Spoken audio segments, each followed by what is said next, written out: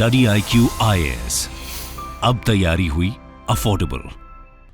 दोस्तों, मार्च 2023 से मिले डेटा के मुताबिक आज 4 बिलियन फैंस के साथ फुटबॉल दुनिया का सबसे पॉपुलर स्पोर्ट है।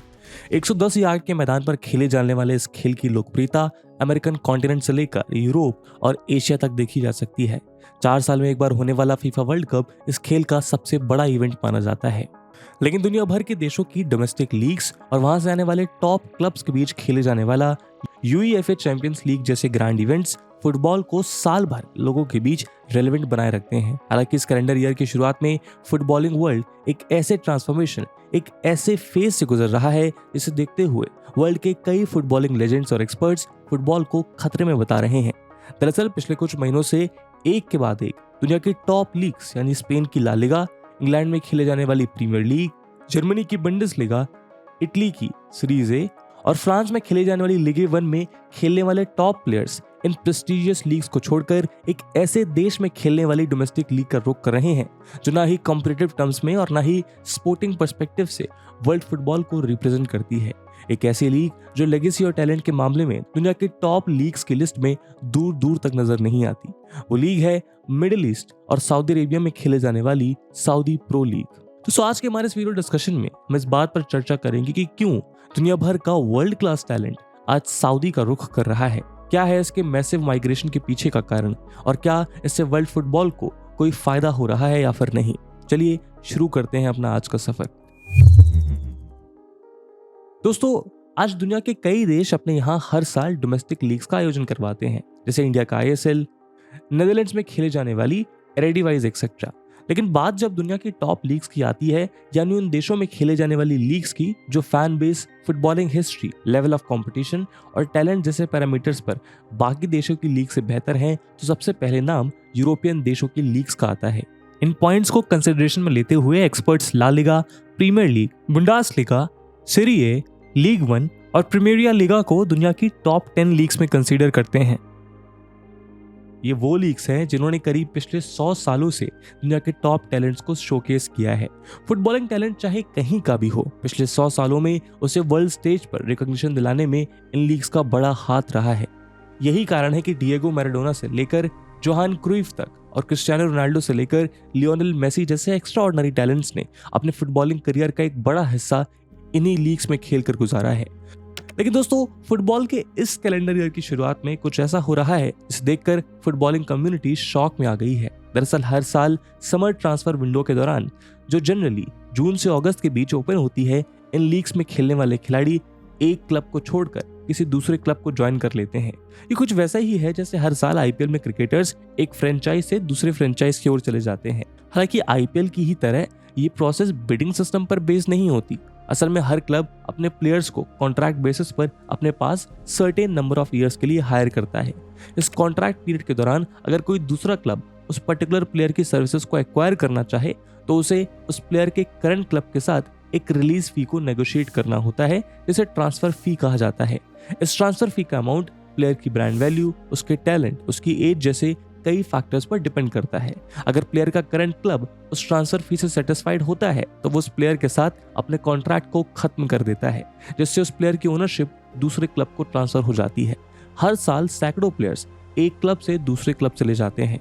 हालांकि ऐसा पहले कभी नहीं हुआ कि एक साथ इतने सारे talented player in top leagues को छोड़कर किसी ऐसी लीग को ज्वाइन कर लिया हो जिसका रेलेवेंस फुटबॉलिंग वर्ल्ड में शून्य के समान हो।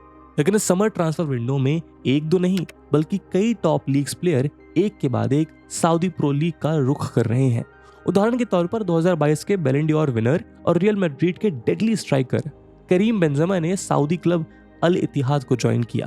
वहीं इसी साल UEFA चैंपियंस लीग विनर रही मैनचेस्टर सिटी के विंगर रियाद महरेज भी इस यूरोपियन चैंपियन क्लब को छोड़कर अल अहली चले गए। इसी तरह वुल्व्स के स्टार मिडफील्डर रुबेन नेवेज ने महज 26 साल की उम्र में अल हिलाल का रुख किया। लेकिन फुटबॉलिंग वर्ल्ड के लिए सबसे बड़ा शॉक बना PSG स्टार और दुनिया के टॉप प्लेयर्स में कंसिडर किए जाने वाले ब्राजीलियन विंगर नेमार जूनियर का सऊदी मूव। नेमार ने महज 31 ईयर्स की उम्र में एक शॉकिंग स्टेप लेते हुए 86 मिलियन की ट्रांसफर फी के साथ सऊदी क्लब अल हिलाल को ज्वाइन कर लिया। नेमार जूनियर वर्ल्ड के उन टैलेंटेड प्लेयर्स में से एक है जिन्हें क्रिस्टियानो रोनाल्डो और लियोनेल मेसी के बाद फुटबॉल का नेक्स्ट ब्राइट स्टार कंसीडर किया जाता था।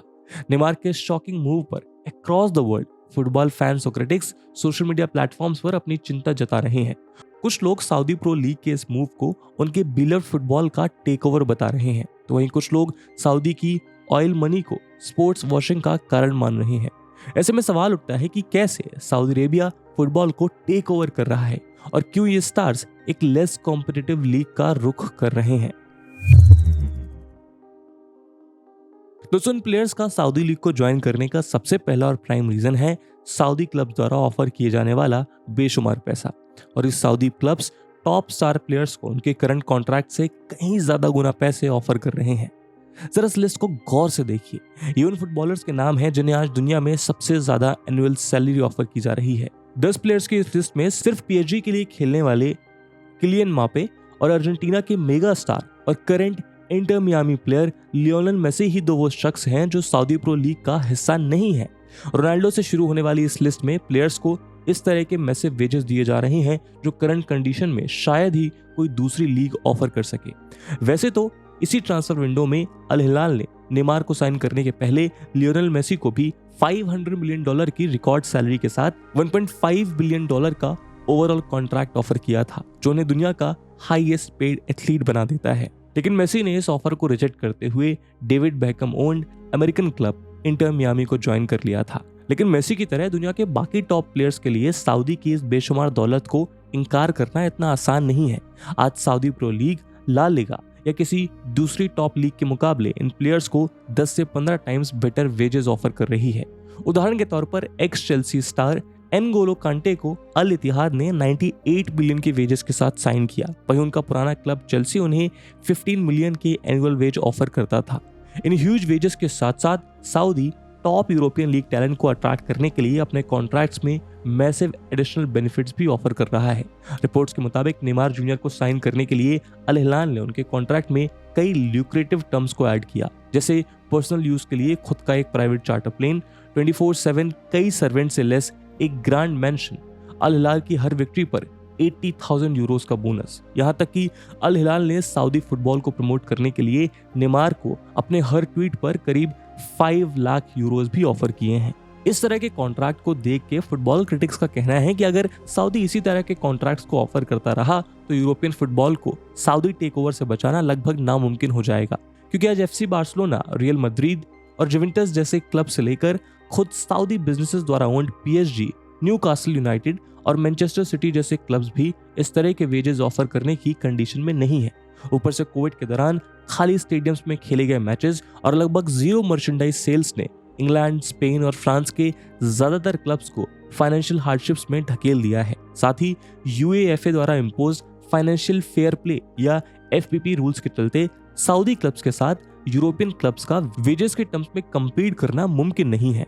असल में एफपीपी रूल्स इस बात को इंश्योर करते हैं कि कोई भी क्लब अपनी अर्निंग से ज्यादा स्पेंड ना करे, ताकि इन मेजर प्लेयर्स को सभी प्रकार के फाइनेंशियल टर्मोइल से बचाया जा सके और लीग के स्मॉलर क्लब्स के लिए एक फेयर कॉम्पिटिटिव एनवायरनमेंट क्रिएट हो। लेकिन क्योंकि Saudi Pro league UEFA jurisdiction से बाहर है, इसीलिए इसके ऊपर इस तरह के रूल्स लागू नहीं होते। इसके चलते वो दोनों हाथों से पैसा लुटाकर टॉप प्लेयर्स को अपने यहाँ बुला रहा है। दोस्तों, प्लेयर्स का मोर से लेसर कॉम्पिटिटिव लीग में जाने के इस ट्रेंड का दूसरा कारण एक स्पोर्ट्समैन के लाइफ स्पैन को भी माना जा सकता है। दरअसल स्पोर्ट्समैन का करियर सुपरमार्केट में पड़े किसी प्रोडक्ट की तरह होता है जो एक फिक्स्ड शेल्फ लाइफ के साथ आता है। इसका मतलब ये नहीं है कि हम एक प्लेयर को एक प्रोडक्ट से कंपेयर कर रहे हैं, पर हर प्लेयर की एक साइकिल होती है। जनरली किसी भी खिलाड़ी का करियर 15 से 18 साल का होता है, वो भी तब जब वो खुद को इस लॉन्ग कोर्स में फिजिकली फिट रख पाए। वहीं फुटबॉल जैसे हायर फिजिकलिटी डिमांडिंग गेम में ये ड्यूरेशन ऑटोमेटिकली रिड्यूस होकर महज 10 से 15 साल का रह जाता है। ऐसे में फुटबॉलर्स अपने पोस्ट फुटबॉलिंग लाइफ के लिए ज्यादा से ज्यादा वेजेस अर्न करना चाहते हैं। आज सऊदी में जाकर खेल रहे ज्यादातर खिलाड़ियों के माइग्रेशन का ये मेजर रीजन बन गया है। ऊपर से इंग्लैंड, स्पेन, फ्रांस या जर्मनी के मुकाबले सऊदी में खेल रहे फुटबॉलर्स को लेसर टैक्स पे करना पड़ता है। असल में वैसे तो सऊदी में इनकम टैक्स 0 है, लेकिन नॉन सऊदी नेशनल्स के ऊपर टैक्स एडजस्टेड प्रॉफिट पर 20% तक का फ्लैट टैक्स इम्पोज किया जाता है। बावजूद इसके ये टैक्स अमाउंट यूरोपियन देशों के मुकाबले बेहद मिनिमम होता है, क्योंकि इसे डायरेक्ट इनकम के बेसिस पर कैलकुलेट नहीं किया जाता। उदाहरण के तौर पर आज ला लीगा में खेलने वाले स्पेनिश रेसिडेंस वाले प्लेयर्स पर गवर्नमेंट द्वारा 43 से 52% तक का मैसिव टैक्स इम्पोज किया जाता है। वहीं लीग में खेल रहे नॉन स्पेनिश नेशनैलिटी वाले प्लेयर्स अपनी डायरेक्ट इनकम का 24% टैक्स देने के लिए लायबल होते हैं। सिमिलरली इंग्लैंड में 1,50,000 पाउंड स्टर्लिंग से ज्यादा वेजेस अर्न करने वाले प्लेयर्स को 45% टैक्स पे करना होता है। इन्हीं मैसिव टैक्सेस से बचने और अपने पोस्ट फुटबॉलिंग करियर के लिए कुछ सेविंग्स करने के लिए प्लेयर्स सऊदी जैसे टैक्स हेवंस का रुख कर रहे हैं। आलम यह है कि प्लेयर्स के साथ साथ कोचेस भी सऊदी मनी को ढूंढते हुए इस खाड़ी देश की ओर पलायन कर रहे हैं। रिसेंटली एक्स लिवरपूल स्टार और 21st सेंचुरी फुटबॉलिंग लेजेंड्स में से एक कंसिडर किए जाने वाले स्टीवन जेरार्ड अल इत्तिफाक के नए कोच अपॉइंट हुए, जिसके लिए उन्हें एस्टॉनिशिंग $20 मिलियन पर ईयर का कॉन्ट्रैक्ट ऑफर किया गया। जबकि करंटली दुनिया के नंबर 1 कोच माने जाने वाले मैनचेस्टर सिटी के कोच पेप ग्वार्डियोला और एटलेटिको मैड्रिड के कोच डिएगो सिमोने ही वो 2 शख्स हैं जो स्टीव जेरार्ड से ज्यादा वेजेस पर काम कर रहे हैं।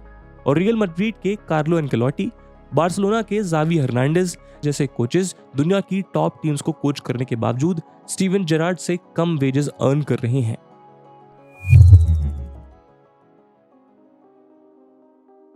दोस्तों, सऊदी प्रो लीग द्वारा वर्ल्ड फुटबॉल के टेकओवर की कहानी पिछले साल 30 दिसंबर को शुरू हुई थी, जब 5 टाइम्स बैलन डॉर विनर क्रिस्टियानो रोनाल्डो ने सऊदी क्लब अल नासिर को 200 मिलियन यूरो वर्थ कॉन्ट्रैक्ट के साथ ज्वाइन किया। इस कॉन्ट्रैक्ट ने न सिर्फ रोनाल्डो को फुटबॉल हिस्ट्री का हाईएस्ट पेड प्लेयर बना दिया था, लेकिन यहीं से एक ऐसी चेन रिएक्शन की शुरुआत हुई जिसने महज 8 महीनों के अंदर फुटबॉल के बेसिक फंडामेंटल और सऊदी जैसे स्मॉलर लीग के प्रति फुटबॉलर्स के पर्सपेक्टिव को पूरी तरह बदल कर रख दिया। दरअसल आज से लगभग 1 साल पहले तक ऐसा माना जाता है जब तक कोई फुटबॉलर फिजिकली फिट है और टॉप लीग्स में स्ट्रांगली परफॉर्म कर रहा है तब तक उसे वहीं खेलना चाहिए। यही कारण था कि कई फुटबॉलर्स टॉप लीग्स में खेलने के लिए कम वेजेस पर भी टॉप लीग्स के स्मॉलर क्लब्स के साथ कॉन्ट्रैक्ट साइन कर लिया करते थे। जैसे मैनचेस्टर सिटी को छोड़ने के बाद डेविड सिल्वा ने 35 इयर्स की उम्र में सऊदी जाने के बजाय रियल सॉसिएडाद क्लब को कम वेजेस पर ज्वाइन कर लिया था। वहीं अगर कोई फुटबॉलर एक सर्टेन एज के बाद यूरोप के बाहर खेलना भी चाहता था तो वो या तो अपने देश की डोमेस्टिक लीग या जापान या चाइना जैसे देशों का रुख करता था, जहां पिछले 3 दशकों से फुटबॉल स्टेडली ग्रो हो रहा है और जहां सूटेबल वेजेस भी मिल जाते हैं। लेकिन रोनाल्डो के सऊदी जाने के मूव ने फुटबॉलिंग वर्ल्ड के इस बेसिक फंडामेंटल को बदल दिया। रोनाल्डो के सऊदी मूव ने वहां की डोमेस्टिक लीग के प्रति फुटबॉलर्स के माइंडसेट को चेंज कर दिया। फुटबॉलर्स को लगने लगा कि जब रोनाल्डो जैसा मेगा स्टार सऊदी जाकर खेल सकता है तो हम क्यों नहीं। साथ ही रोनाल्डो के सऊदी आने से अल नासिर की ब्रांड वैल्यू को मल्टीफोल्ड जंप मिला। रोनाल्डो के अल नासिर ज्वाइन करने से पहले इस क्लब के इंस्टाग्राम फॉलोअर्स की संख्या सिर्फ 864 के थी। वहीं आज अल नासिर के 17 मिलियन से भी ज्यादा इंस्टाग्राम फॉलोअर्स हैं। रोनाल्डो के साथ जुड़ने से अल नासिर को वर्ल्ड वाइड मौजूद ह्यूज CR7 फैन बेस का साथ मिल रहा है, जिसके चलते अल नासिर की मर्चेंडाइज की डिमांड दुनिया भर से आ रही है। सिमिलरली रोनाल्डो के आने के बाद अल नासिर के मैचेस को देखने वाले दर्शकों की संख्या में भी भारी इजाफा हुआ। जहां पहले के मुकाबले सऊदी प्रो लीग के मैचेस को मोस्टली डबल प्लेटफॉर्म्स पर टेलीकास्ट किया जाता था, जिसने अल नासिर को लोगों के बीच एकदम से पॉपुलर बना दिया। अल नासिर की इसी सक्सेस फॉर्मूला का इस्तेमाल अब सऊदी के बाकी क्लब्स भी कर रहे हैं, जो नेमार और रोबर्टो फिर्मिनो जैसे स्टार्स के सहारे अपनी ब्रांड वैल्यू और पॉपुलैरिटी को एनहांस कर रहे हैं। क्लब्स की इसी अप्रोच को क्राउन प्रिंस मोहम्मद बिन सलमान का भी पूरा साथ मिल रहा है। लास्ट विंटर ट्रांसफर विंडो में रोनाल्डो के सऊदी आने के इफेक्ट्स को देखते हुए प्रिंस मोहम्मद बिन सलमान ने इस समर ट्रांसफर विंडो के ओपन होने से ठीक पहले जून के महीने में सऊदी प्रो लीग के 4 क्लब्स यानी अल नासिर, अल इत्तिहाद, अल हिलाल और अल अहिल में 75% स्टेक PIF यानी पब्लिक इन्वेस्टमेंट फंड के जरिए बाई कर लिया था और ट्रांसफर विंडो में मार्केट को इस तरह बर्स्ट करने के लिए रिक्वायर फंड्स भी प्रोवाइड किए। सऊदी के एफर्ट्स को देखते हुए यह सवाल जरूर उठता है कि क्या अपनी डोमेस्टिक लीग को पॉपुलराइज करने के लिए क्या ये करेक्ट अप्रोच है। दोस्तों, यूपीएससी की तैयारी करने के लिए आपको बहुत सारे ऑनलाइन बैचेस मिलेंगे, पर आखिरकार क्यों स्टडी IQ का UPSC prelims to interview live batch उसमें से बेस्ट है। दोस्तों इन बैचेस में आपको 1000+ आवर्स का लाइव कंटेंट डिलीवर किया जाएगा। आपकी तैयारी को पिन पॉइंट फोकस रखने के लिए क्रिस्प नोट्स दिए जाएंगे। किसी भी समय आपके डाउट्स को क्लियर करने के लिए 1-to-1 मेंटरशिप का फीचर भी आपके पास रहेगा। प्रीलिम्स के लिए प्रैक्टिस क्वेश्चंस, मेंस के आंसर राइटिंग प्रैक्टिस, और उसके बाद जो भी स्टूडेंट्स प्रीलिम्स 2024 क्लियर करेंगे उन्हें स्टडी IQ कैंपस में बुलाकर अगले 4 महीनों के लिए मेंस रेसिडेंशियल प्रोग्राम के अंडर रिगरस प्रिपरेशन कराई जाएगी बिना किसी एडिशनल कॉस्ट के। और दोस्तों ये सब कुछ आपको मिलेगा मात्र और मात्र 29,999 के सुपर डिस्काउंटेड प्राइस पे अगर आप AG live coupon code use करते हैं। दोस्तों 23 अगस्त से स्टडी IQ के prelims to interview batches English और हिंदी लैंग्वेज में लॉन्च होने जा रहे हैं। इन बैचेस में क्लासेस की टाइमिंग इवनिंग 6 PM रहेगी।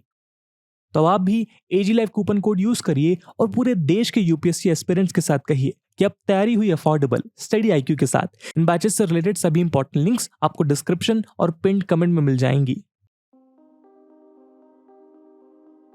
दोस्तों सऊदी द्वारा की जा रही इस मैसिव स्पेंडिंग का एक लौता लक्ष्य है सऊदी प्रो लीग को दुनिया की टॉप 10 लीग्स की लिस्ट में शामिल करना, जिसकी शुरुआत टॉप फुटबॉलर्स को बाई करने से हो चुकी है। प्रीवियसली इस तरह की अप्रोच से चाइना और जापान जैसे देशों को बेनिफिट्स भी मिले हैं।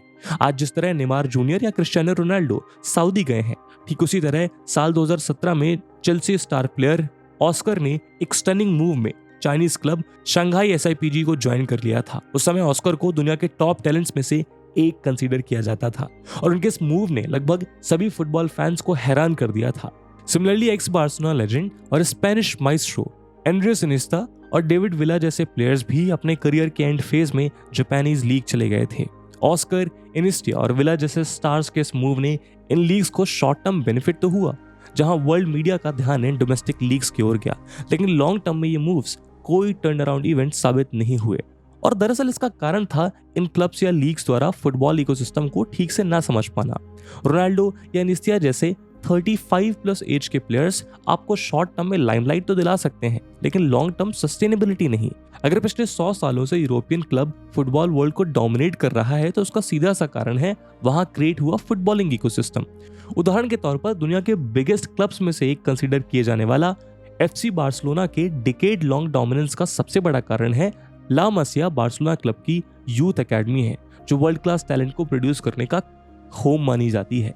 इसी एकेडमी से निकले Lionel Messi, Hernandez, Andres Iniesta, Charles Puyol और गेरार्ड पिके जैसे टैलेंट्स ने वर्ल्ड स्टेज पर बार्सिलोना के डोमिनेंस को मेंटेन रखा, जिसके चलते क्लब्स को बाहर से मैसिव अमाउंट स्पेंड करके टैलेंट्स को एक्वायर नहीं करना पड़ा।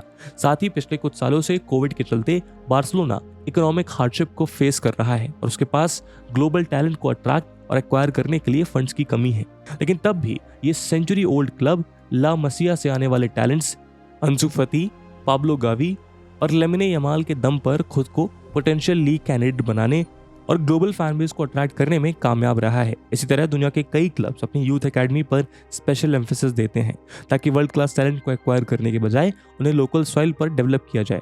इसलिए सऊदी प्रो लीग भले ही इन मैसिव साइनिंग से short term success bubble create करने में कामयाब हो जाएगी, लेकिन लॉन्ग टर्म अगर सच में सऊदी खुद को टॉप 10 लीग्स का हिस्सा बनाना चाहती है तो उसे अपने यहाँ फुटबॉलिंग इकोसिस्टम को क्रिएट करना होगा। रोनाल्डो और नेमार जैसे स्टार्स के आने से ऑलरेडी सऊदी के यूथ में फुटबॉल को लेकर इंटरेस्ट बढ़ा है। ऐसे में इसका इस्तेमाल वो यूथ को एकेडमी फुटबॉल की ओर आकर्षित करने के लिए कर सकती है। ऐसा करने से सऊदी फीफा वर्ल्ड कप और ओलंपिक्स जैसे इंटरनेशनल टूर्नामेंट्स के लिए भी एक स्ट्रॉन्ग टीम बिल्ड कर पाएगा, जो मेड इन पोर्टुगल या मेड इन ब्राजील नहीं बल्कि मेड इन सऊदी होंगे।